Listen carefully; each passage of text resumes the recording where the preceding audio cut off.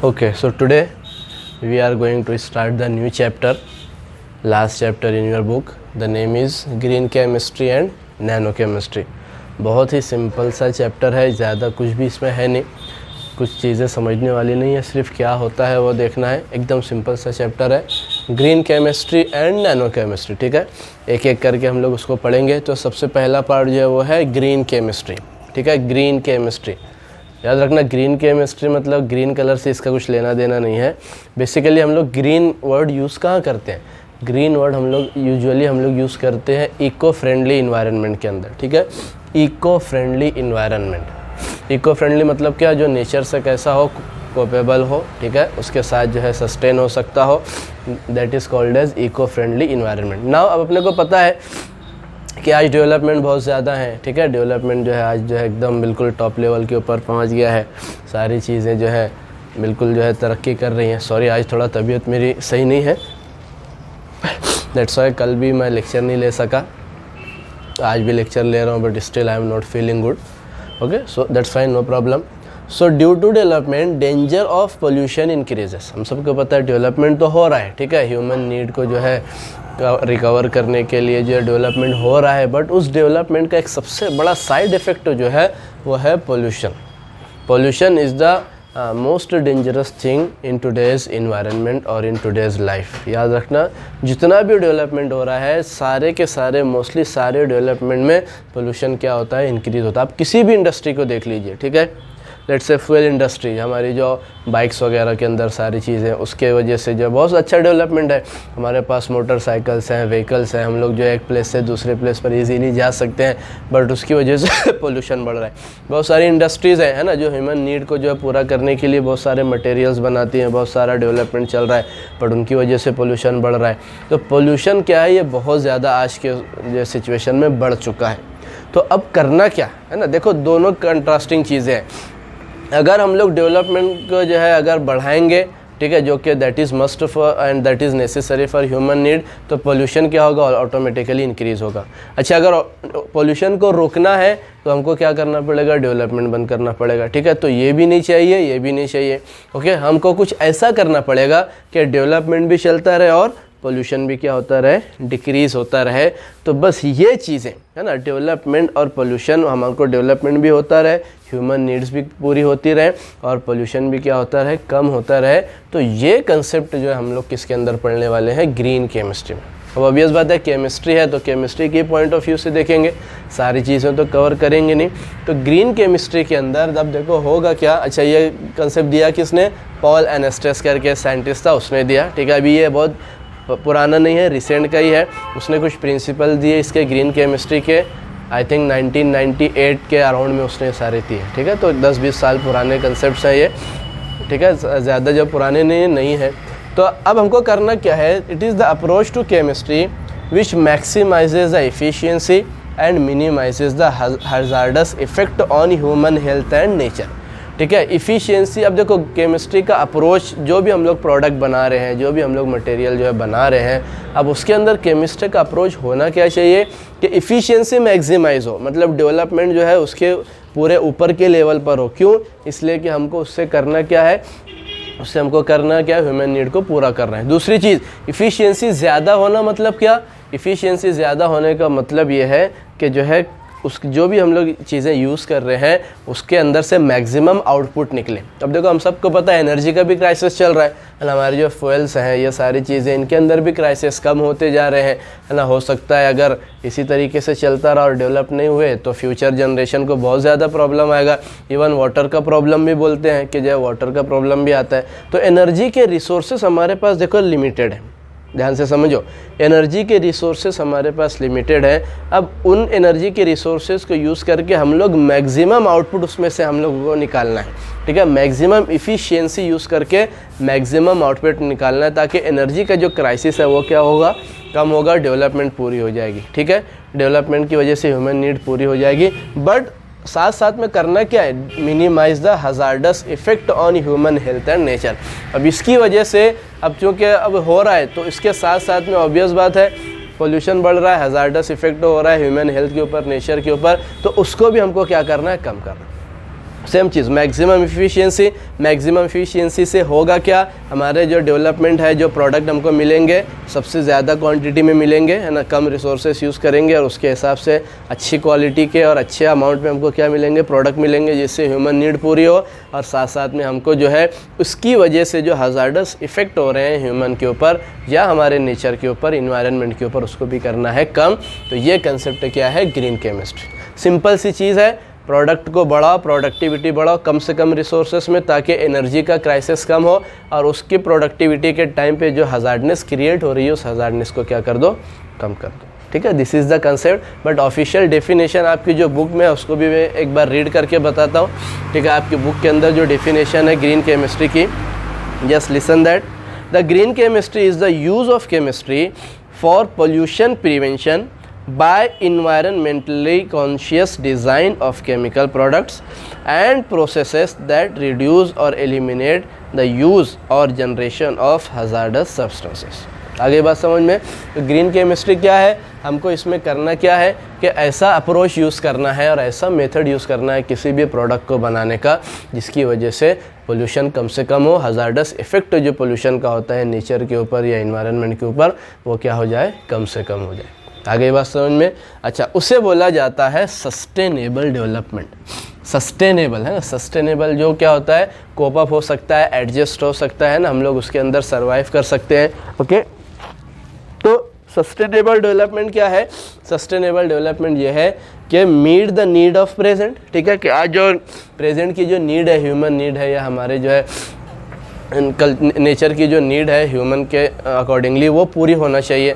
उसके साथ साथ क्या होगा, without compromising the ability of future generation to meet their own needs. मतलब हम लोग क्या कर रहे हैं, आज चलो लेट्स से नीड पूरी कर लिया किसी भी जो तरीके से, जिससे क्या हो रहा है, बहुत ज़्यादा पोल्यूशन हो रहा है, बहुत ज़्यादा हज़ार्डस इफेक्ट नेचर में क्रिएट हो रहे हैं। तो हमारी आने वाली जो आगे की जो फ्यूचर जनरेशन है, उनके लिए जब रिसोर्सेज बाकी ही नहीं रहेंगे तो वो उनकी नीड कैसे पूरी कर पाएंगे। ठीक है, तो हम लोग अगर सिर्फ हमारे लिए सोचेंगे, ओके ठीक है, दैट्स फाइन, अभी फ़िलहाल इतने हैं कि हम लोग क्या कर सकते हैं, कुछ दिनों तक के लिए, कुछ सालों तक के लिए हमारी नीड को पूरी कर सकते हैं। बट अगर इसी तरह मामला चलता रहा है ना, बिल्कुल जो अभी जो है ट्रेडिशनल वे चल रही है डेवलपमेंट की, जिससे पोल्यूशन भी बढ़ रहा है, नेचुरल के रिसोर्सेज भी ख़त्म होते जा रहे हैं, तो यही मामला अगर चलता रहा तो हमारी जो फ्यूचर जनरेशन्स हैं उनको अपनी नीड पूरी करने के लिए बहुत ज़्यादा मुश्किल आने वाली है। आगे बात समझ में। तो हमको आगे का भी सोच कर चलना है, अभी का भी सोच कर चलना है। तो इस डेवलपमेंट को क्या बोला जाता है, sustainable development. So the sustainable development is nothing but the development which meet the needs of present. आज की जो जनरेशन की जो नीड है उसको भी पूरा करना है, without compromising the ability of future generation to meet their own needs. ठीक है, फ्यूचर जनरेशन को भी उनकी नीड पूरी करने के लिए जो रिक्वायरमेंट है वो भी हमको उन तक पहुंचाना है। ये ना हो कि ज़्यादा हम लोग इतना यूज़ कर लिए कि आगे वालों के लिए कुछ बचे ही। आगे बात समझ में।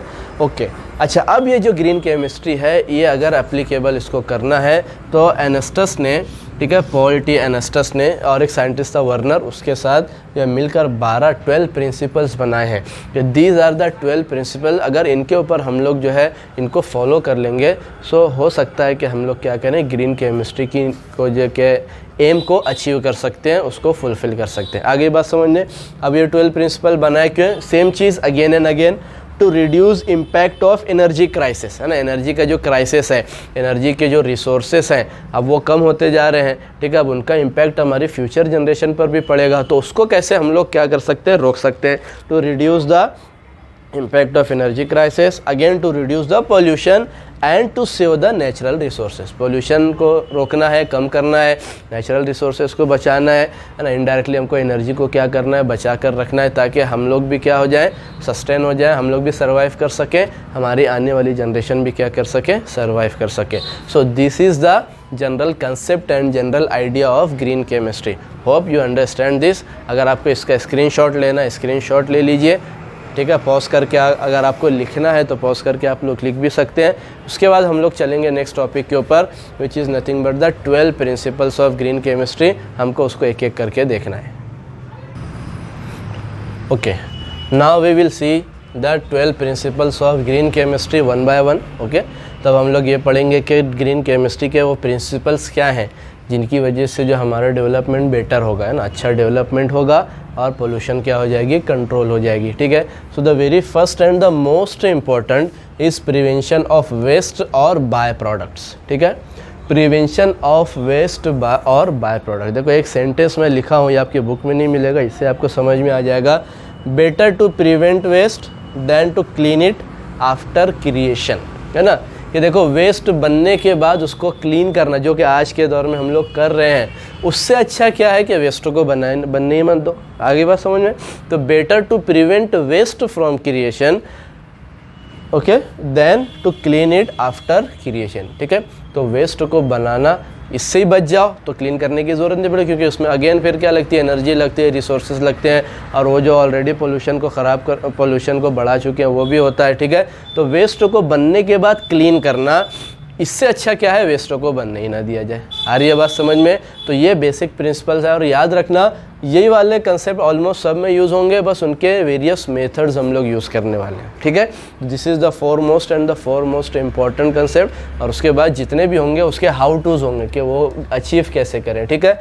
अब देखो इसमें एक टेक्नोलॉजी है, that is ZWT, zero waste technology. Zero waste technology मतलब क्या, ऐसा सिंथेसिस किया जाए और प्रोडक्ट इस तरीके से बनाया जाए जिसकी वजह से हमारे पास वेस्ट कुछ भी ना हो, ठीक है। तो देखो उसको अचीव करने के दो हैं कि waste product should be zero और मिनिमम, ठीक है। ऐसा केमिकल मेथड यूज़ किया जाए या ऐसा केमिकल प्रोसेस यूज़ किया जाए जिसके अंदर वेस्ट जो होगा कुछ भी ना निकले, ज़ीरो होना चाहिए, या जितना उसको हम लोग कम कर सकते हैं उतना कम किया जाए। सिंपल सी चीज़, आई बात समझ में। दूसरा, अब हर जगह तो पॉसिबल नहीं होगा कि वेस्ट जो है बने ही ना, है ना, कुछ केमिकल मेथड में वेस्ट तो बनने ही वाले हैं। तो अब अगर वो बन गए, so the waste of a system can be used as raw material for another system. Waste of a system can be used as raw material for another system. चलो फॉर एग्जांपल मैंने एक जो है सिस्टम या chemical process किया, उसमें हमारे को जो डिज़ायर प्रोडक्ट थे वो मिले, साथ में कुछ वेस्ट मिला, बाय प्रोडक्ट्स मिले। आगे पास में वेस्ट मतलब बाय प्रोडक्ट जिसकी अपने को ज़रूरत नहीं है, और वो क्या होते हैं, हज़ार्डस। अब ये जो बाय प्रोडक्ट मिला, ये जो वेस्ट मिला, अब इसको क्या कर सकते हैं, दूसरे किसी सिस्टम में हम लोग क्या कर सकते हैं, उसको as a raw material use कर सकते हैं। एकदम सिंपल से एग्जांपल देता हूँ, थर्मल पावर स्टेशन, ठीक है। जो हमारा थर्मल का जो पावर प्लांट होता है, उस प्रोसेस के अंदर हमारे पास जो है ना, ऐश जो है नीचे, बॉटम ऐश जो है बॉटम के अंदर रह जाती है, वो क्या है, ऐसा वेस्ट है। थर्मल पावर स्टेशन या थर्मल पावर प्लांट जो होता है, जहाँ पर हीट एनर्जीज जो है कंज्यूम की जाती है, तो जो भी चीज़ लेट से कोल वगैरह या जो भी लकड़ियाँ वगैरह हम लोग जलाते हैं, तो उसके अंदर क्या यूज़ होता है, मतलब क्या बनता है, वेस्ट ऐश बनती है। अब वो ऐश क्या वेस्ट है ना। तो अब उसको क्या करो, वेस्ट तो बन गया, अब उसको यूज़ करो as a raw material in another system. तो हम सबको पता है कि सीमेंट की जो इंडस्ट्री होती है या जो ब्रिक्स बनाने की जो इंडस्ट्री होती है, उसमें ऐश का भी हम लोग यूज़ कर सकते हैं। तो उस ऐश को हम लोग जो यहाँ का वेस्ट है उसको यूज़ कर सकते हैं as a raw material in which cement and brick industries. आगे बात समझ में, सिंपल सी चीज़ है। तो एक सिस्टम का वेस्ट दूसरे सिस्टम का एज अ रॉ, अब पूरा यूटिलाइज हो जाएगा ना वहाँ पर, तो वेस्ट बचेगा क्या, उसको हमने अच्छे ढंग से क्या कर लिया, हैंडल कर लिया, ठीक है। और एक आध एग्जांपल देखते हैं, जो मशीनरी को जो क्लीन करते हैं ना, बहुत बड़ी बड़ी फैक्ट्रीज़ में, जो मैकेनिकल फैक्ट्रीज़ में मशीनरीज होते हैं, उनको क्लीन करते हैं सारा। उसके बाद जो पानी निकलता है, ठीक है, गंदा पानी जो निकलता है, वो क्या होता है, एक वेस्ट प्रोडक्ट होता है। अब उसको डायरेक्टली अगर हम लोग जो है सी में या जो हमारी नदियों के अंदर छोड़ देंगे, तो that is the pollution causing. तो अब वो जो पानी होता है, अब हम लोग उसको क्या कर सकते हैं, जो हमारा let's say again thermal power station है, उसके अंदर हम लोग उसको एज अ कूलेंट यूज़ कर सकते हैं सॉरी, उसके अंदर हम लोग उसको एज अ कूलेंट यूज़ कर सकते हैं। कूलेंट मतलब क्या, जो थर्मल पावर स्टेशन है उसमें कई जगह हमको कूलिंग की ज़रूरत होती है, तो कूलेंट हम लोग वाटर को यूज़ कर सकते हैं। तो that waste water of your machinery cleaning can be used as a coolant in thermal power station. आगे बात समझ में। तो एक सिस्टम का वेस्ट दूसरे सिस्टम के अंदर हम लोग उसको रिसाइकल कर सकते हैं, यूज़ कर सकते हैं। Okay, so this is the first principle. सबसे better to prevent waste than to clean it after creation. Waste को जब बनने से ही रोक लिया जाए, इससे यह ज़्यादा अच्छा है किसके बनिस्बत कि वो बनने के बाद उसको क्लीन किया जाए। दो मेथड हैं, एक तो ज़ीरो वेस्ट टेक्नोलॉजी में क्या होगा, एक तो पहली बात बनाओ मत या मिनिमाइज़ करो, बट जहाँ पर वो पॉसिबल नहीं है तो उस वेस्ट को किसी ऐसे सिस्टम में यूज़ करो जहाँ पर वो यूटिलाइज हो सके। आगे बात समझ में। This is the first method. दूसरा मेथड है एटम इकोनॉमी। ध्यान से समझना, बहुत आसान है। इसी का बोलना चाहिए एलाबोरेशन है, इसी का एक मेथड हम लोग इसको यूज़ कैसे करेंगे, एटम इकोनॉमी। अब देखो एटम इकोनॉमी क्या है, लेट से हमको एक प्रोडक्ट बनाना है ना, तो उसके अंदर हम लोग बहुत सारे क्या करेंगे, रिएक्टेंट यूज़ करेंगे।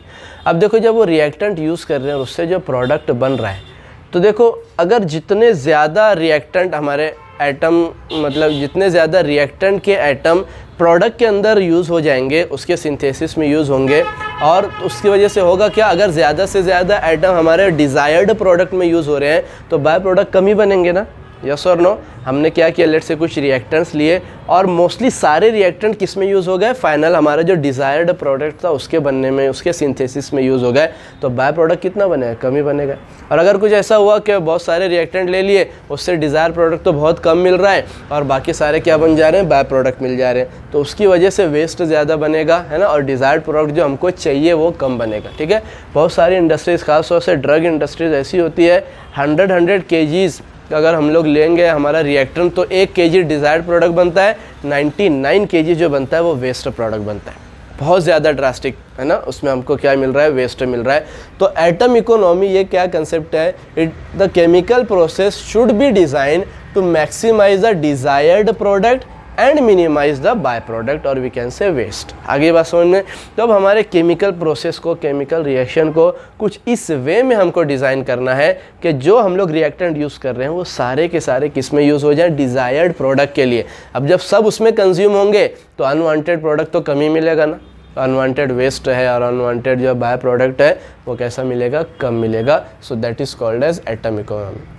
ओके, अब इसको थोड़ा अगर हम लोग न्यूमेरिकली देखें, it is the measure of amount of reactant used in formation of desire product. हम लोग जो टोटल अमाउंट रिएक्टेंट्स का ले रहे हैं उसमें से कितना हमारा फाइनल प्रोडक्ट बना, डिज़ायर प्रोडक्ट, और कितना क्या बना, बाय प्रोडक्ट, ठीक है। उसका एक फार्मूला भी है परसेंटेज निकालने का, percentage of atom economy, it can be calculated by FW, formula wait, मतलब हमारे जो हमको जो थेरी के हिसाब से हम लोग जो वेट लेते हैं, formula weight of desired product, ठीक है, divided by formula weight of all reactants used into 100। यहाँ पर क्या करना है, इनटू 100, क्योंकि परसेंटेज निकाल रहे हैं, ठीक है। सो ये क्या होता है, एटम इकोनॉमी का परसेंटेज हम लोग निकाल सकते हैं। इसका मतलब क्या कि जो हमारा डिज़ायर प्रोडक्ट है उसका मास कितना आ रहा है, ठीक है, फार्मूला वेट या उसका टोटल मास कितना आ रहा है, divided by formula weight of all reactants, कितना हम लोग ने रिएक्टेंट यूज़ किया उसके हिसाब से कितना हमारा प्रोडक्ट मिला। तब एक बात बताओ, लेट्स से फॉर एग्जांपल मैंने जो है 10 kg रिएक्टेंट यूज़ किया, उससे हमारा जो डिज़ायर प्रोडक्ट है वो 8 kg मिल रहा है और 2 kg का वेस्ट जा रहा है फॉर एग्जांपल, तो ठीक ठाक हुआ ना, 80% इकोनॉमी हो गई। Formula weight of desire product that is 8 kg divided by formula weight of all the reactants use that is 10 kg, 8/10 into 100 कितना हो गया, 80%। यही चीज़ अगर मैं एक दूसरा सिस्टम है जिसके अंदर जो है हम लोग रिएक्टेंट 10 kg का ले रहे हैं और 2 kg का प्रोडक्ट मिल रहा है, तो 8 kg कहाँ गया, वेस्ट में गया, कुछ ना कुछ तो बनेगा ना, दैट इज़ द वेस्ट। तो इसके अंदर एटम इकोनॉमी कितनी हो गई, 20%। तो गुड एटम इकोनॉमी किसको बोलेंगे, जिसके अंदर फार्मूला वेट ऑफ प्रोडक्ट ज़्यादा मिले, ठीक है। ये जो परसेंटेज है ये जितना ज़्यादा होगा, अब देखो ज़्यादा कितना होगा, ज़्यादा कब होगा, जब इन दोनों के अंदर जो वेट होगा वो कंपेरेबल वेट होगा। आती है बात समझ में, इसको लिख लीजिए, इसका स्क्रीनशॉट ले लीजिए, हम लोग इसको एक एग्जांपल देखेंगे, इससे आप लोगों को और ज़्यादा क्लियर हो जाएगा, ठीक है। इसका स्क्रीनशॉट ले लीजिए। Okay, now let's see the atom economy with an example. Suppose हमको क्या एक डिज़ायर्ड प्रोडक्ट चाहिए, दैट इज़ है ना ब्रोमोब्यूटेन, ठीक है, इसका नाम क्या है, ब्रोमोब्यूटेन। ये अपने को चाहिए, ठीक है, किसी भी यूज़ के लिए हमको ब्रोमोब्यूटेन चाहिए, this is my desired product. अब वो जो ब्रोमोब्यूटेन हम लोग बना रहे हैं वो किससे बना रहे हैं, ब्यूटेनॉल से, ठीक है, ब्यूटिल अल्कोहल से, और साथ में उसको यूज़ कर रहे हैं सोडियम ब्रोमाइड, साथ में यूज़ कर रहे हैं H2SO4। This is the chemical method to prepare the bromobutane, ठीक है। ब्रोमोब्यूटेन बन गया, ये फाइनल प्रोडक्ट, ये सारे क्या हो गए, ये हो गया हमारे क्या, बाय प्रोडक्ट, ठीक है। अब हमको ये देखना है कि हम लोग जो रिएक्टेंट इसमें यूज़ कर रहे हैं उससे हमारा जो डिज़ायर्ड प्रोडक्ट बन रहा है उसकी एटम इकोनॉमी कितनी है, मतलब कितने रिएक्टेंट हमारे प्रोडक्ट बनने में यूज़ हो रहे हैं और कितने बाय प्रोडक्ट बनने में यूज़ हो रहे हैं। आ रही है बात समझ में? तो उसका फॉर्मूला क्या था, परसेंटेज एटम इकोनॉमी का formula weight of the desired product. ठीक है, अब फॉर्मूला वेट, अब डिज़ायर्ड प्रोडक्ट क्या है हमारा, ये है, दिस इज़ माई ब्रोमोब्यूटेन। अब इसका टोटल मास निकालते हैं, ज़रा ध्यान दीजिए। लेट्स से कार्बन कितने, 1 2 3 4, 4 कार्बन है, तो क्या हो जाएगा 4 इंटू मास ऑफ कार्बन। ठीक है, दिस इज़ द मास। ये सारे क्या हैं, मासेस हैं। अब अपने को पता है कार्बन का एक एटम का मास कितना होता है, 12 होता है। ठीक है, सो 12 इंटू 4 यहाँ हो जाएगा। उसके बाद हाइड्रोजन देखिए 3 2 7 9, 9 इंटू हाइड्रोजन का होता है 1। उसके बाद एक ब्रोमीन है, ये हो गया। ब्रोमीन का भी होता है, let's say I think 53 something कुछ तो भी होता है, चेक कर लेना। तो अब इन सब का मास हम लोग कैलकुलेट करते हैं। तो इन सब का मास हमने कैलकुलेट किया तो ये आया कितना, 137। ठीक है, तो 137 मास का प्रोडक्ट बना, फाइनल डिज़ायर्ड प्रोडक्ट बना कितना, 137 मास का। अच्छा, इस 137 मास के प्रोडक्ट को बनाने के लिए हमने रिएक्टेंट कितने यूज़ किए, रिएक्टेंट कितने मास का लिया, अब ज़रा इसमें काउंट करो। अब mass of all the reactants लेंगे क्योंकि हर एक यूज़ हुआ ना इसको बनाने में। अब देखिए 1 2 3 4, ठीक है, 4 कार्बन है, प्लस हाइड्रोजन देखिए 3 2 7 9 10 एंड 12 हाइड्रोजन है, प्लस ऑक्सीजन देखिए, एक ऑक्सीजन यहाँ पर, 4 ऑक्सीजन यहाँ पर, टोटल 5 ऑक्सीजन यूज़ हुआ। प्लस ब्रोमीन देखिए, एक ब्रोमीन यूज़ हुआ, इसी तरह एक सोडियम यूज़ हुआ और एक सल्फ़र यूज़ हुआ। अब इतने रिएक्टेंट यूज़ हुए किसको बनाने के लिए, ब्रोमोब्यूटेन। तो ब्रोमोब्यूटेन बना कितने मास का, 137। अब जो हमने सारे रिएक्टेंट यूज़ किए उन सब के मास को हमने कैलकुलेट किया तो वो बना कितना, 275 यू, लेट्स से यू ले लो या ग्राम ले लो। तो 275 ग्राम रिएक्टेंट हमने यूज़ किया, उसमें बना 137 ग्राम का प्रोडक्ट। बाकी सारे क्या बन गए, बाय प्रोडक्ट। इसको ये तो चाहिए ही नहीं ना, ये तो वेस्ट गए, ये तो जो है वेस्ट हो गए। आई बात समझ में? तो अब अगर इसकी परसेंटेज निकालेंगे तो परसेंटेज कितना आ रहा है, 49.81%। इसका मतलब ऑलमोस्ट जितने रिएक्टेंट हमने यूज़ किए उसका हाफ क्या बन गया, डिज़ायर्ड प्रोडक्ट बन गया या फाइनल प्रोडक्ट बन गया। आगे बात समझ में? तो इससे हम लोग क्या कैलकुलेट कर सकते हैं, परसेंटेज एटम इकोनॉमी। तो हमारा एम क्या होना चाहिए, percentage atom economy should be as high as possible. ठीक है, जितनी उसको हाई कर सकते हैं। हाई कैसे होगा, ये वैल्यू बढ़ेगी कब, जब ऊपर की वैल्यू बढ़ेगी। इसका मतलब जितना मास हम लोग रिएक्टेंट का ले रहे हैं ऑलमोस्ट सारा के सारा किस में यूज़ होना चाहिए, डिज़ायर्ड प्रोडक्ट में। अगर सारा डिज़ायर्ड प्रोडक्ट बन गया तो अल्टीमेटली बाय प्रोडक्ट क्या हो जाएंगे, कमी हो जाएंगे, जिससे वेस्ट भी क्या होगा, कम हो जाएगा। सो this is nothing but the atom economy. ठीक है, इसका भी अगर स्क्रीनशॉट लेना है तो ले लीजिए।